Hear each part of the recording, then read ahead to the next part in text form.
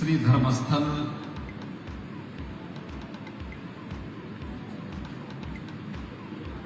Institute of Naturopathy and Yogic Science छेमवन की आज की इस लोकार्पण कार्यक्रम में मंच पर उपस्थित कर्नाटक के लोकप्रिय मुख्यमंत्री माननीय श्री बसवराज बोम्मई जी, श्री आदि चुनचुनगिरी मास्थानम मठ के पूज्य स्वामी निर्मलानंदनाथ स्वामी जी, धर्माधिकारी श्री क्षेत्र धर्मस्थल डॉक्टर वीरेंद्र हेगड़े जी, व्यास योग विश्वविद्यालय के चांसलर डॉक्टर नागेंद्र जी, माननीय सांसद श्री बचेव गौड़ा जी, श्रीमती हेमवती हेगड़े जी, कर्नाटक सरकार के माननीय मंत्री डॉक्टर के सुधाकर जी, श्री आनंद सिंह जी, माननीय विधायक और अन्य मंत्रीगण और भारी संख्या में श्री धर्मस्थल मास्थानम से जुड़े हुए सभी उपस्थित भाइयों बहनों, छेमवन के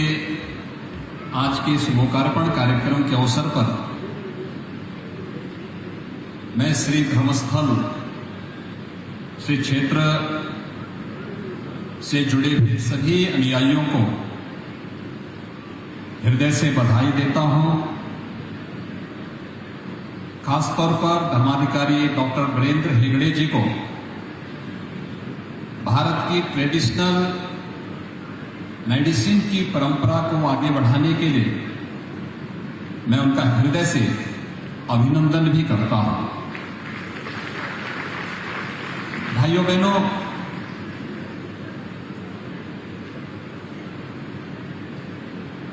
जब इस सेंटर के उद्घाटन का आमंत्रण मुझे प्राप्त हुआ तो मेरे लिए वो अद्भुत क्षण था। श्री मंजुनाथ श्री क्षेत्र के जुड़े हुए इस पावन कार्यक्रम के साथ जुड़ने का कार्यक्रम कर्नाटक और उत्तर प्रदेश का बहुत घनिष्ठ संबंध है और एक घनिष्ठ संबंध इस रूप में भी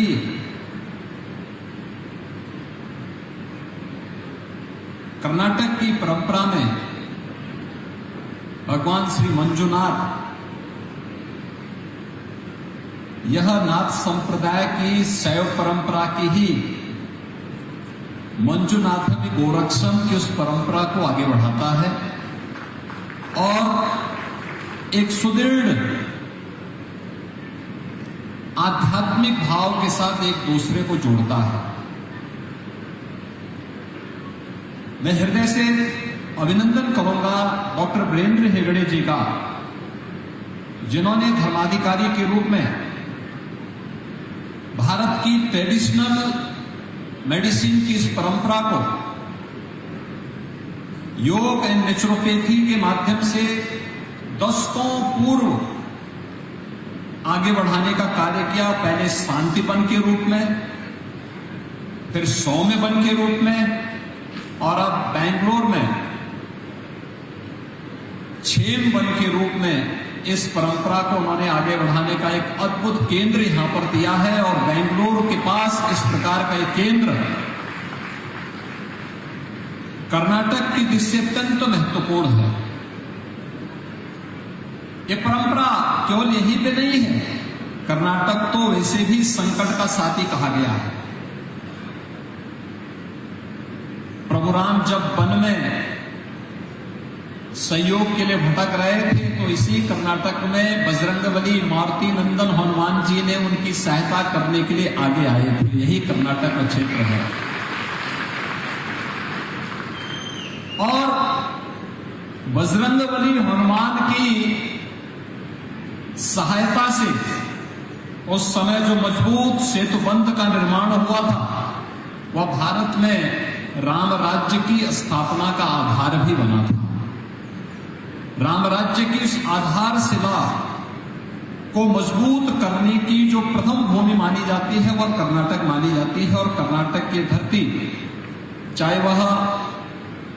श्री कालभैरेश्वर मंदिर आदि चुनचुनगिरी मास्थानम की पूज्य परंपरा के साथ जुड़े थे, पूज्य महास्वामी श्री श्री बाल गंगाधर स्वामी जी महाराज के सानिध्य में और वर्तमान में पूज्य स्वामी निर्मलानंद नाथ स्वामी जी महाराज के सानिध्य में आदि चुनचुनगिरी के माध्यम से चलने वाली आध्यात्मिक और सेवा के शिक्षा और स्वास्थ्य संबंधी हुए तमाम प्रकल्प जो न केवल कर्नाटक राज्य में बल्कि पूरे भारत में भी और देश की दुनिया के तमाम अन्य देशों में सेवा के इस प्रकल्प को आगे बढ़ाने का कार्य कर रहे हैं। यह नाथ संप्रदाय की एक परंपरा और मेरे लिए अद्भुत था। जब डॉक्टर वीरेंद्र हेगड़े जी का यह निमंत्रण मुझे प्राप्त हुआ तो मैंने जानने का प्रयास किया कार्यक्रम में कौन कौन लोग हैं। तो मुझे बताया गया कि इस कार्यक्रम को आशीर्वाद प्राप्त होगा स्वामी निर्मलानंद नाथ जी का, कर्नाटक के माननीय मुख्यमंत्री जी का और स्वयं डॉक्टर वीरेंद्र हेगड़े जी का सानिध्य प्राप्त होगा। तो मैंने कहा मैं भी एक योगी और स्वामी निर्मलानंद नाथ जी भी एक योगी। बोमई जी हमारे लोकप्रिय मुख्यमंत्री के रूप में और एक योगी के रूप में वह भी कर्नाटक की सेवा का काम कर रहे हैं।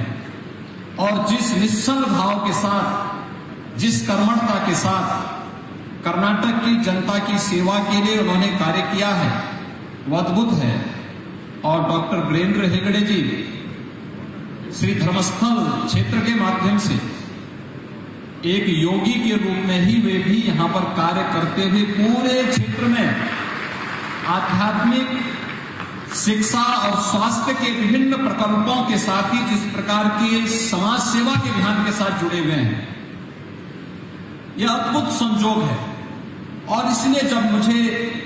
इस प्रकार का अवसर मिला तो मैं अपने आप को रोक नहीं पाया। आज मैं आपके बीच में यहां पर आया हूं।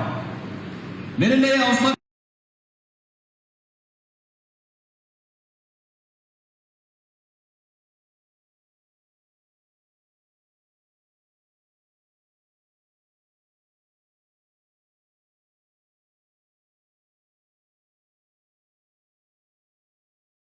अत्यंत महत्वपूर्ण है।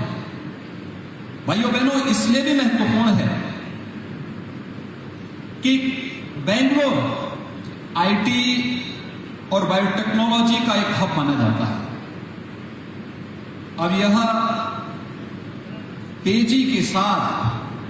ट्रेडिशनल मेडिसिन के एक नए हब के रूप में दुनिया को मार्गदर्शन करता हुआ दिखाई दे रहा है। और खासतौर पर जब प्रधानमंत्री मोदी जी भारत की इकोनॉमी को $5 ट्रिलियन की इकोनॉमी बनाने की ओर अग्रसर हो,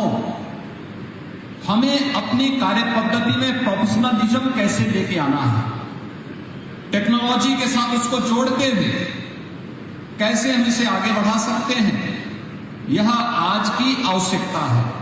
और आज की इस आवश्यकता के अनुरूप हम उस अभियान का हिस्सा बने। ये केवल सरकार के अकेले प्रयास से नहीं, बल्कि सभी सामाजिक, धार्मिक, आध्यात्मिक और वाणिज्यिक संस्थान भी जब इस कार्यक्रम के साथ जुड़ेंगे तो इसके परिणाम उसी रूप में आते हुए दिखाई देंगे। जब भारत को आधुनिक तकनीक की आवश्यकता थी तो आईटी के रूप में बेंगलोर उसका हब बना। भारत को जब किसी भी अन्य क्षेत्र में आगे बढ़ने की आवश्यकता पड़ी तो बेंगलोर ने और कर्नाटक ने उस संकट के साथी के रूप में मजबूती के साथ अपने कदम को आगे बढ़ाया। और आज यह अवसर अत्यंत महत्वपूर्ण है कि आज जब प्रधानमंत्री मोदी जी भारत को दुनिया की एक बड़ी अर्थव्यवस्था के रूप में अग्रसर करने के लिए संकल्पित हैं, उन स्थितियों में भारत के धर्म स्थलों की भूमिका क्या होनी चाहिए। इस भूमिका के लिए आपने देखा होगा विश्व योग दिवस के अवसर पर प्रधानमंत्री मोदी जी मैसूर में आकर के योग दिवस का शुभारंभ करते हैं। मित्रों, योग दिवस भारत की परंपरागत उस परंपरा का प्रतिनिधित्व करता है जो भारत की आध्यात्मिक परंपरा को वैश्विक मंच पर एक नया स्थान दिलाता है। और पहली बार वैश्विक मंच पर योग की परंपरा को प्रधानमंत्री मोदी जी ने जिस मजबूती के साथ रखा, 21 जून की तिथि विश्व योग दिवस के रूप में आज पूरी दुनिया उसके साथ जुड़ती भी दिखाई दे रही है। आप सबने इस बात को महसूस किया होगा। पहले योग के बारे में एक बहुत भ्रांत धारणाएं थी। योग के बारे में लोगों के मन में तमाम अन्य प्रकार की धारणाएं थी, लेकिन आज न केवल भारत के अंदर करोड़ों लोग योग की परंपरा के साथ जुड़ रहे हैं, बल्कि दुनिया के 175 देशों ने 21 जून को भारत की योग की परंपरा के साथ जुड़ करके भारत के योग की और आध्यात्मिक ताकत को भी उन्होंने महसूस किया है। लेकिन योग और नेचुरोपैथी हमारे लिए उपयोगी तभी हो सकता है। भारत की परंपरा ने, भारत की ऋषि परंपरा ने इस बात को माना है कि शरीर माध्यम खलु धर्म साधनम, यानी जितने भी धर्म के साधन हैं ये सभी शरीर के ही माध्यम से हो पाएंगे। हमारी इस बॉडी के माध्यम से ही उसे हम पूरा कर पाएंगे और एक स्वस्थ शरीर ही इन सभी कार्यों को संपन्न कर सकता है। योग की ताकत को, आयुष की ताकत को दुनिया ने इस सदी की सबसे बड़ी महामारी कोविड-19 के दौरान स्वीकार किया है। भले ही लोग आधुनिक चिकित्सा पद्धति के कारण उसके पीछे भागते रहे हैं, उसका अपना महत्व अपनी जगह है, लेकिन शरीर की इम्यूनिटी को बढ़ाना है तो हमें अपनी परंपरागत ट्रेडिशनल पैथी की तरफ ही जाना पड़ेगा। और उसमें योग का, नेचुरोपैथी का,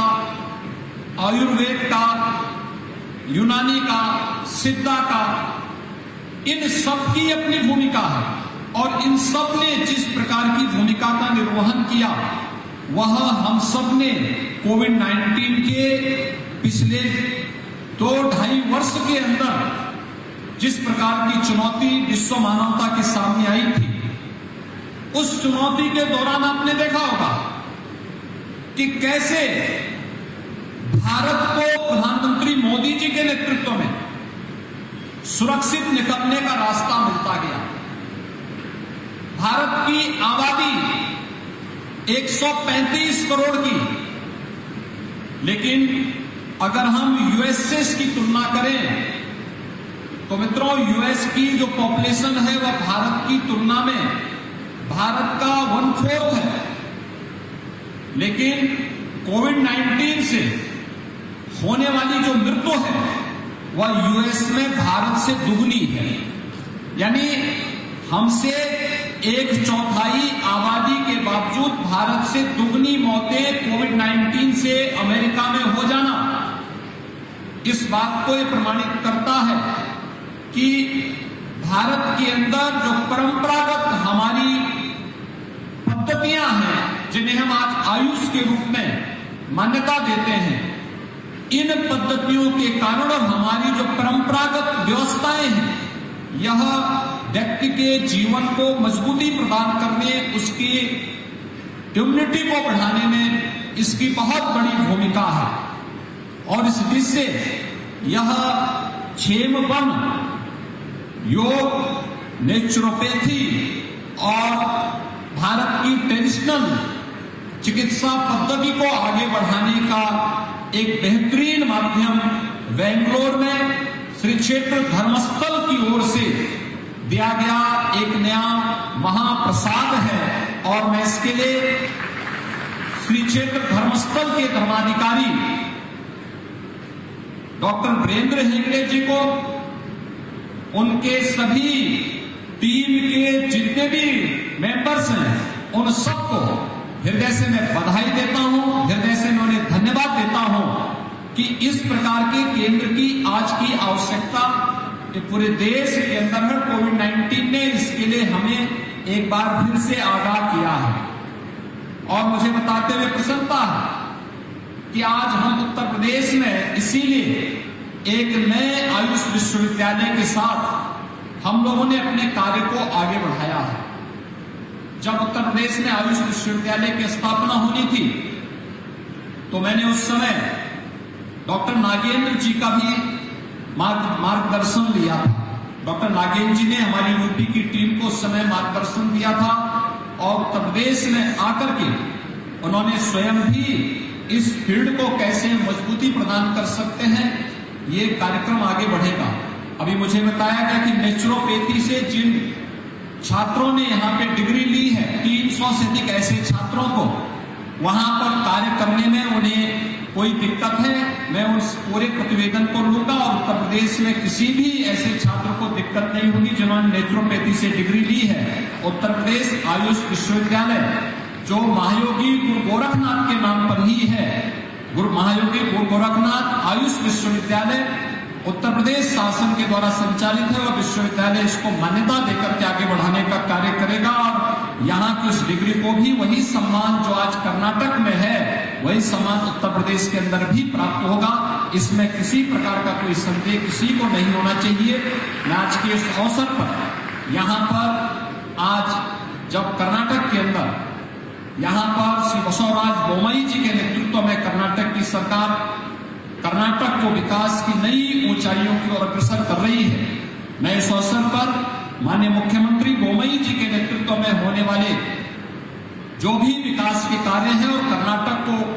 एक समृद्ध कर्नाटक, सुरक्षित कर्नाटक की ओर अग्रसर करने के उनके प्रयास की यहाँ पर मैं उसकी सराहना करता हूं, उनका अभिनंदन करता हूं और मुझे पूरा विश्वास है कि बोम्मई जी के नेतृत्व में कर्नाटक भारत की एक बड़ी अर्थव्यवस्था बनने के साथ ही कर्नाटक इस ट्रेडिशनल चिकित्सा पद्धति के माध्यम से भारत को हेल्थ टूरिज्म का भी मार्ग प्रशस्त करने में सफल होगा। मैं एक बार फिर से श्री क्षेत्र धर्मस्थल के इस अभिनव प्रयास की सराहना करते हुए डॉक्टर वीरेंद्र हेगड़े जी का, यहाँ पर उपस्थित श्री आदि चुनचुनगिरी मास्तानम के पूज्य स्वामी निर्मलानंद नाथ जी,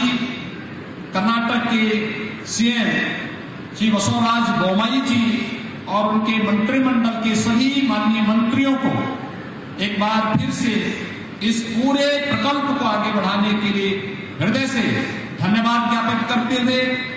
आप सबका हृदय से अभिनंदन करता हूं। धन्यवाद। जय हिंद। ಹೃತ್ಪೂರ್ವಕ ನುಡಿಗಳನ್ನ ಹಂಚಿಕೊಂಡು ಕ್ಷೇಮವನ್ನ